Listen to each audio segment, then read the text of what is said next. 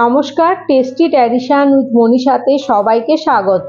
আজ দেখাবো street style smash potato কারি। তো চলুন শুরু করি। প্রথমেই আমি 4টি মাঝারি সাইজের আলু নিয়ে সিদ্ধ করে নেব। এখন কড়াইতে পরিমাণ মতো কুকিং অয়েলে হিং ফোড়ন দিয়ে একে একে তেজপাতা, শুকনো লঙ্কা, লবঙ্গ, জিরে, কাঁচা লঙ্কা কুচি ও ধনেপাতার ডাঁটা ফোড়ন দিয়ে এতে আদা বাটা, টমেটো পেস্ট দেব। এখন হলুদ, লঙ্কা ও কাশ্মীরি লঙ্কার গুঁড়ো দিয়ে খুব ভালো করে কষিয়ে সিদ্ধ করা আলু হাতের সাহায্যে স্ম্যাশ করে কষানো মশলাতে দিয়ে আবারও খানিকটা কষিয়ে পরিমাণ মতো জল দিয়ে ফুটতে দেব। ফুটে উঠলে নুন, ধনেপাতা কুচি, বিট নুন, কাসুরি মেথি ও অল্প গরম মশলা ছড়িয়ে নিলেই ready street style smashed potato curry. আমি এটা লুচি দিয়ে সার্ভ করে নিলাম।